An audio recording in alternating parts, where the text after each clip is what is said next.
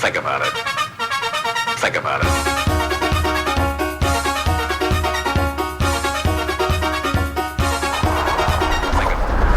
Hi again, everybody, and welcome to another edition of High School Basketball Weekly. It is our 13th segment of the year. We're in prime tournament time right now.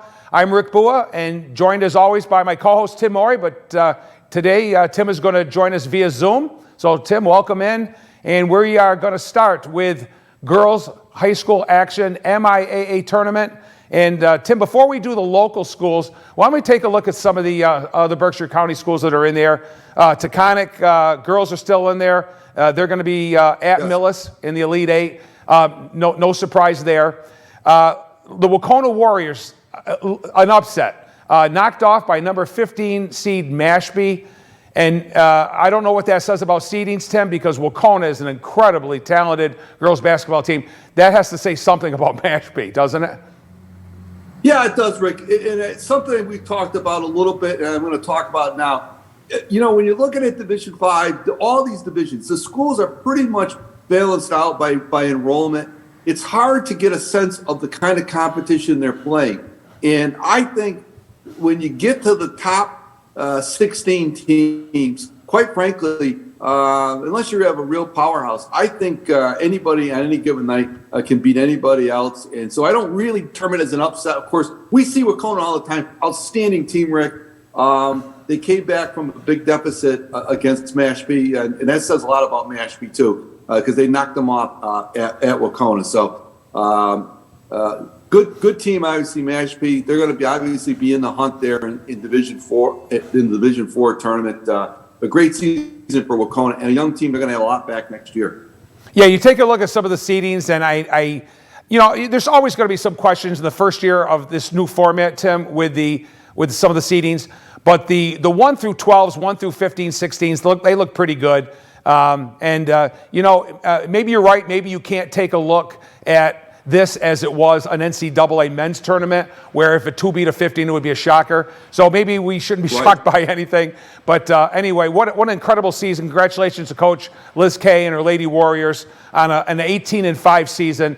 And making no excuses, they played down the stretch, and the better half of the second half of the season without Grace Wigington, one of their leading scorers and players. Right. So we'll move on to the another team I know you like a lot, Tim.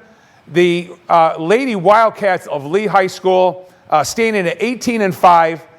They are in the D5's girls tournament also. They are behind Taconic at number 6, ahead of Drury at number 7. They continue to roll on. They defeated Granby 53-25 in the round of 32. Caroline Maloney had 16 and Karina Brown 14, Brianna Kelly 10. So Coach Rick Polari is getting some balanced scoring from some of his kids. Of course, as you know, the game you covered in the Western Mass Finals against Hoosick Valley, Emma Polari did not play. She did come back last night, and they knocked off Douglas High School 67-53. Caroline Maroney knocked down 11 threes, Tim, on her way to an absolutely incredible 46-point performance. Emma Polari came back, scored 7 in her return from her injury. But this is a dangerous team. Nobody wants to play the League Wildcats right now. Absolutely, Rick. I say this. We'll talk a little bit more about it. Drury at 7, Lee at number 6 on that side of the bracket. I love both of these teams. I know, Drury's going to play Springfield. We'll talk about them, ICS, in the Elite Eight. But I'll tell you, I like both of these teams. They're playing great basketball. I saw Lee play Hoosick Valley in that Western Mass tournament. And even though Hoosick Valley won by 20 points, Lee gave them everything they could handle without Emma Polari. I like them. And I think Rick Polari's got a team on a roll there. And I'm going to make the prediction. You'll hear me talk about it again. I think that Drury and Lee are going to end up playing each other in the Final Four in Division 5 girls. That would be a wonderful thing, not just for Western Mass, but for Berkshire County in particular, Tim. We're always talking about the strength of the Berkshire County teams. And if that happens, it wouldn't be a shocker, that's for sure. And I think it would be great for Berkshire County and for the two schools to move on. So that's Absolutely. great. So we'll take a look at some of the I'm sorry, go ahead, Tim. No, you could have all 4 Berkshire County teams playing in the Final Four in Division 5. Exactly. With Taconic and the Hurricanes of Hoosick Valley, that's a great possibility. I really hope it happens, and we'll be there to cover a lot of that action. That's for sure. Getting more local now, getting closer to home. The Mount Greylock Mounties finished their season after losing to Carver, 48-38 in the round of 32. They finished with probably a disappointing record of 5-15, but they still got an invitation to the tournament and still won a game in the tournament before losing out. And they're very, very young. They were led at the end of the season by Charlotte Cootie. But I still think John Jacoby's got a nice program over there, regardless of the wins and losses. And I think they'll be back next year. Absolutely. We talked about it before, Rick. Coach Jacoby building a program over there, a very young squad, played some very good games this year. I like them a lot, and I think nothing but positives going forward for the Lady Mounties of Mount Greylock and Coach Jacoby. They did a great job this year, and you're going to hear from them again next year for sure. For sure. Yeah, you're absolutely right. Moving on to the girls, number 7 seed, the Lady Blue Devils, Coach Ian Downey's Lady Blue Devils, defeated the 26 seed, St. Mary's of Westfield, fairly easily, 70-35 at home in the round of 32. They got some really nice balanced scoring, led by Kayla McGrath with 11, junior Lauren Davis with 10, junior Alyssa Russell with 9, freshman Jacinta Felix and senior Ellie Harnick each had 8. Morgan Sarkis had 7 and Hannah Lacasse 6. Now, you're not going to get that all the time. That's granted. But when you get a couple kids in double figures and a couple kids, if not in doubles and certainly close to double figures, it's a recipe for victory. And I'm sure Coach Johnny was really, really happy with that balanced scoring. Yeah, he's got to be, Rick. He's getting production from a variety of different players.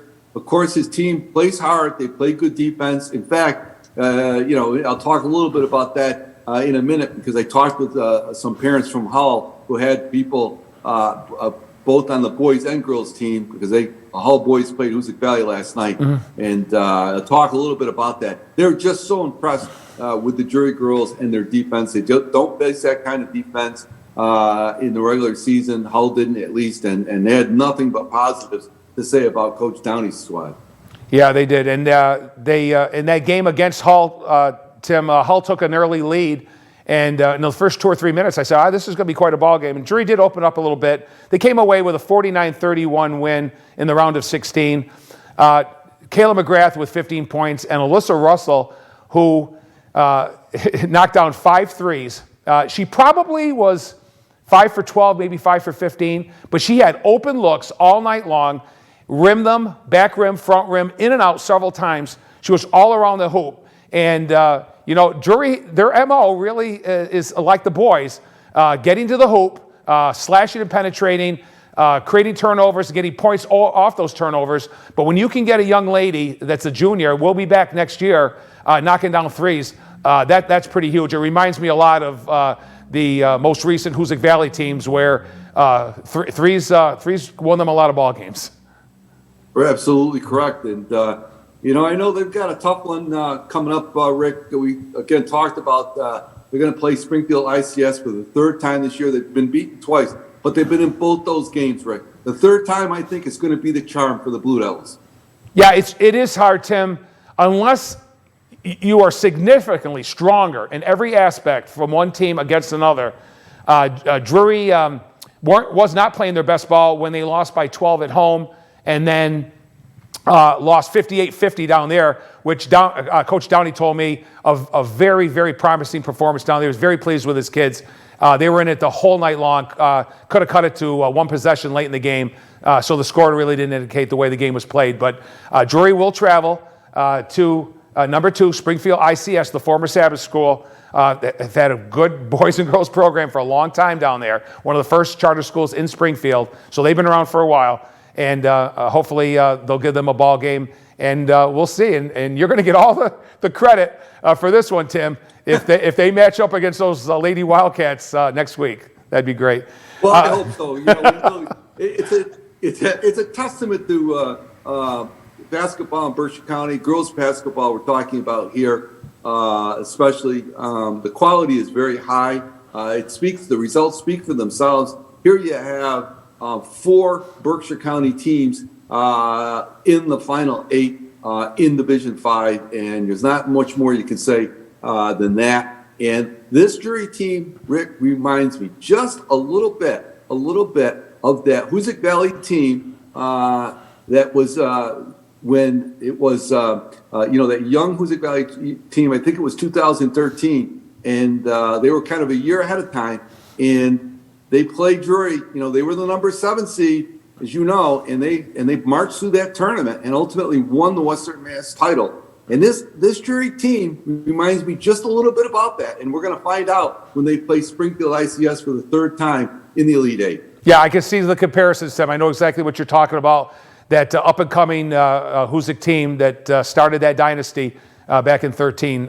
You're absolutely correct. I agree with you now that you brought that up. Well, moving to the girls, Division 5, state number 1 seed, the Hoosick Valley Hurricanes. They continue to roll on, Tim.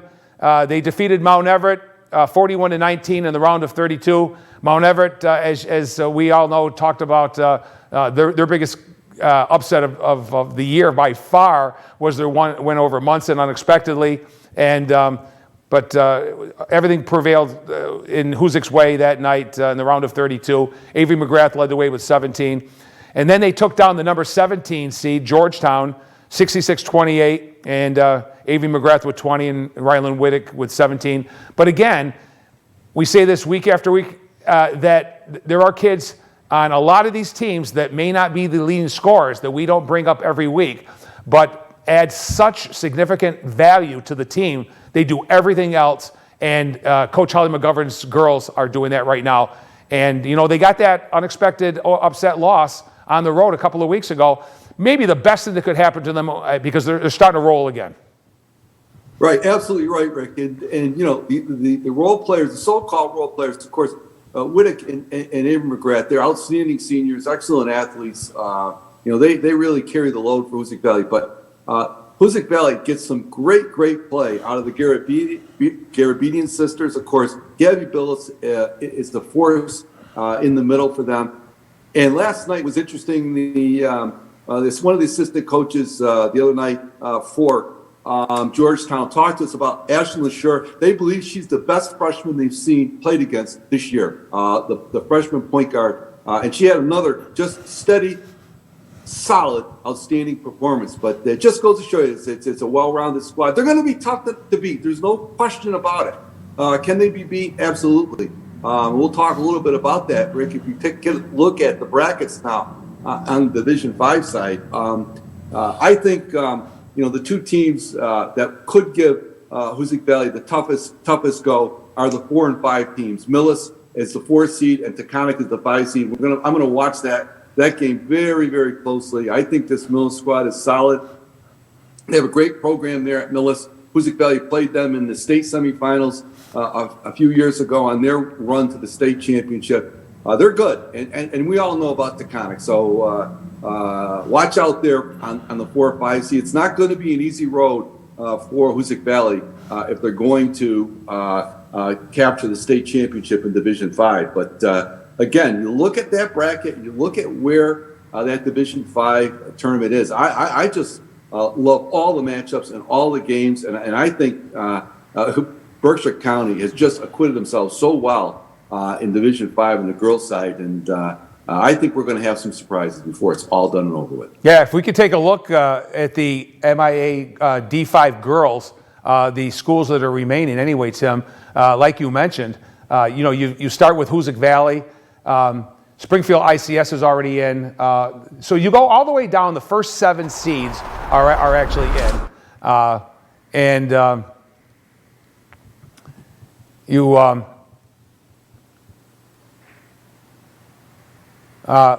actually going to talk about something a little bit different that's on the screen. We're looking at the MIAA. What we want to look at is the MIAA pairings where we are right now.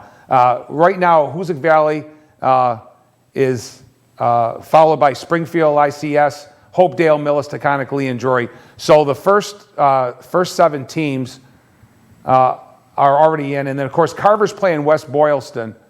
And I think we need to scroll down just a little bit more to get to where we want to be.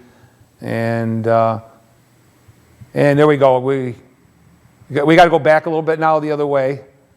And got to go back. That's the Western Mass that we're showing right now. We need to show the MIAA girls 5. And there we go. There we go. Thank you very much. You can see in bold letters on the right-hand side, 1 through 7. Those are the teams that are already in. And the non-bowl teams, the 8 and 9, are playing tonight. That winner will play Hoosick Valley. So those are the remaining teams. So when you have your 9 top teams are still in it as of this moment, they got the seedings pretty well. That's for sure. So, and that's true. Yeah, we'll move on to the boys now, and for the boys, we'll talk just a little bit before we get into our local schools. The teams that are still in it, the Wacona boys, Tim, they host number 5 Cathedral in the Elite 8. They're 16-6. They continue to move on. They knocked off Witten's Christian 65-52, and also number 20 West Bridgewater 83-67. Again, led by their two big kids, 2 big scorers, Brody Calvert and Pat McLaughlin. And you know how they are. They're one of the best teams in Berkshire County, and they're going to give everybody in D4 a run for their money. No question. Again, D4 is going to be tough for them, but this is a very talented Wacona squad. They have some size, and they shoot the ball really well, Rick. And on any given night with the shooters that they have, watch out. The boys state number 1 seed, the Taconic High School. Still looking for a nickname, so I'm not going to call them by their whole nickname right now. But the Taconic boys are an incredibly talented team, regardless of what division the MIA has placed them. They are number 1. They started off by beating Upper Cape Cod Tech 65-46. Sam Sherman had 18. Trayvon Sandifer had 15, and Sean Harrigan, their leading scorer, with 14. Then they won their 7th game in a row with a big second half. They trailed at halftime, but they finally came back and beat number 16 Salem Academy 63-48. Salem actually led 24-20 at the half before Coach Bill Heafy's kids got rolling. And Christian Matrovich, a name that we hardly ever talk about just because of the talent Coach Heafy's got down there, high scorer with 20. So they got some unexpected scoring from a young man that's an incredibly good basketball player, but that just tells what kind of a team Taconic has. They're going to be a tough out, no question about it, Rick. This is a talented squad. They played a very, very demanding schedule in the regular season, and it shows. So, one could say they're now playing down. They're playing in Division 5, given their enrollment. We've talked over and over about that, but it is what it is. And they're gonna play some quality competition. There's no doubt about that. But they got to be considered to be the favorite, no question. Yeah, there's no doubt about that. You're right, Tim. Moving to the Mount Greylock Mounties, the 11th seed in D5. They defeated Calvary Chapel Academy 60-50 in the round of 32. Max McAllister, who's been their leading scorer of late, had 17. Seamus Barnes had 16. Jackson Powell 14, and Jackson Chelsea 10. But then met their match against a very good Maynard team that'll be coming here to play Drury in the Elite 8. Maynard took down the Mounties 69-37. Again, Max McAllister led the way with 12. But 16-6 overall for Coach Bob Thistle's team, 10-0, winning their league, an excellent season, no question about that. And it's a tribute to his program over there as well. Right, much like the girls. This is a young Mountie team, Rick. They're going to be heard from next year. I know one of Coach Thistle's issues going forward next year is going to be the kind of schedule that he plays. He feels he needs to play a little bit more of a demanding schedule on the independent side outside of his league, which he went undefeated in. So they'll be heard from. This is a young squad. They'll be right in the mix again next year. And congratulations to Coach Thistle. And also, I want to talk just a minute, Tim, to get off base a little bit. last week's program, we ran just slightly short. We weren't able to talk about the McCann Hornets, but I want to congratulate Coach Chris Bullitt and his Hornets for a very, very good season. 13-10, really struggled down the end, but had a pretty good season overall. Finished second in the state vocational tournament, and at least got a 32 seed. Whether people agree with it or not, and who are we to agree with the MIA in the first year of this new format?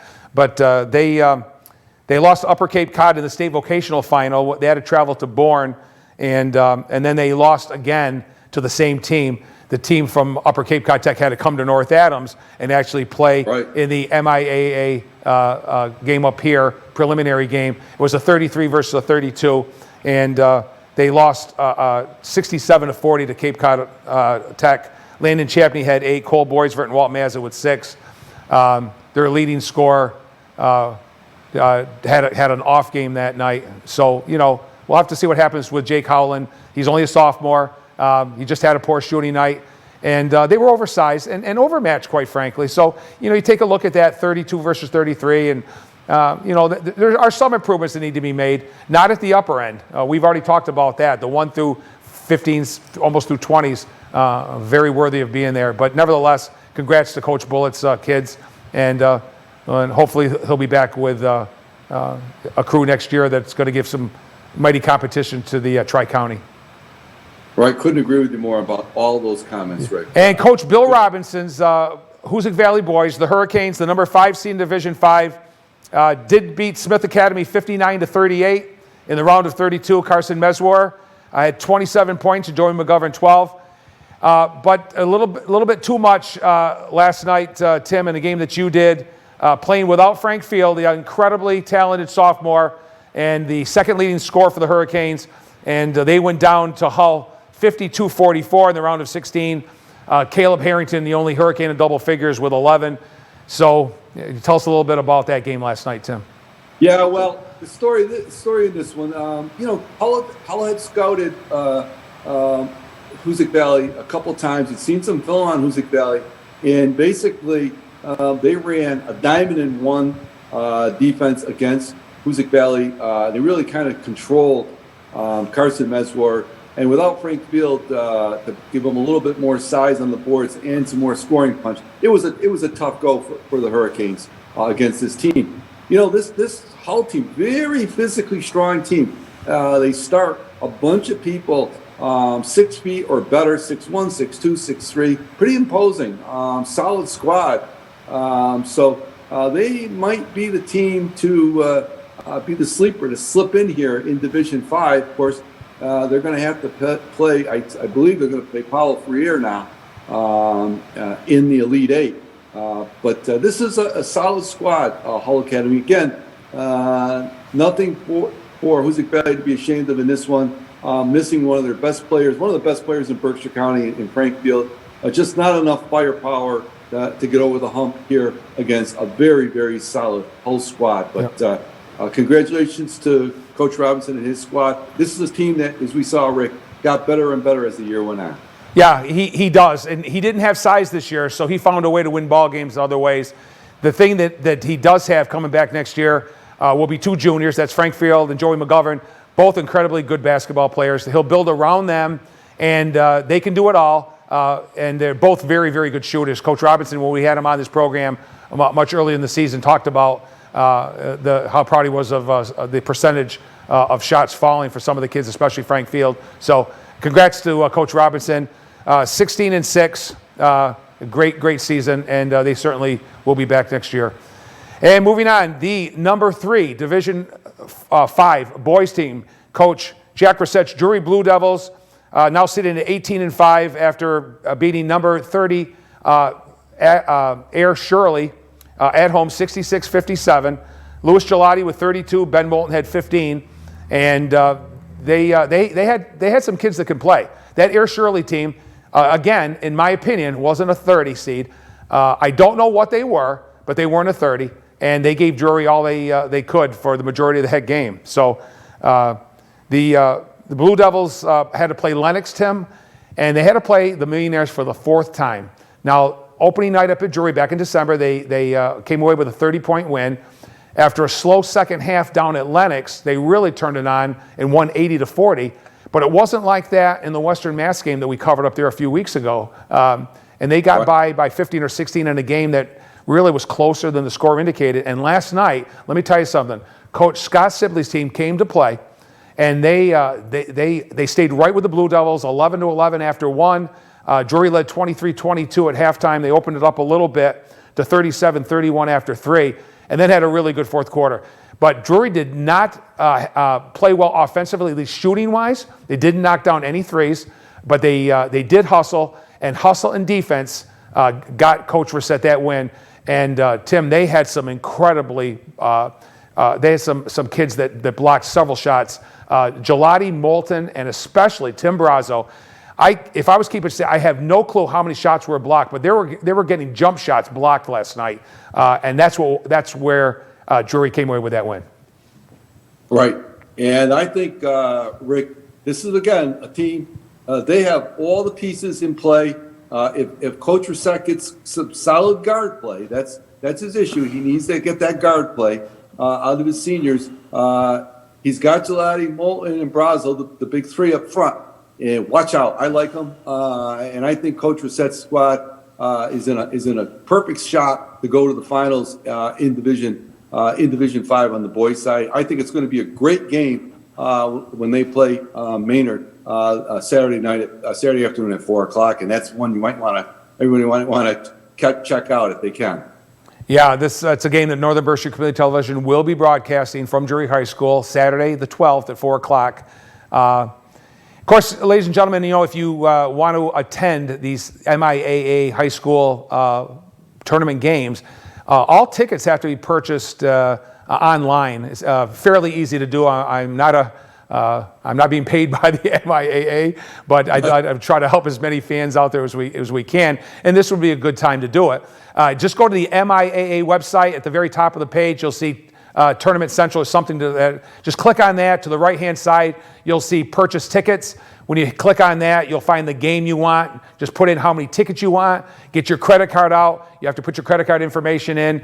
They ask the simple questions you do if you ordered anything else online. There are 3 numbers on the back, your expiration date, and they ask for your zip code. Not sure why, but they will show up. It's called GoFan. GoFan. They will show up on your smartphone. You will use your smartphone to show those tickets upon entering the game. Tickets are not sold at the door. So I want to make that perfectly clear for all our high school basketball fans out there that are going to be watching the Drury boys and the Hoosick Valley girls down the stretch here. So just taking a quick look at the MIAA Division 5 boys on the left-hand column. As I said earlier, the ones you've got the ones in bold print are already in the Elite Eight: Taconic, Drury, Maynard, Granby, Hopkins, and Hull.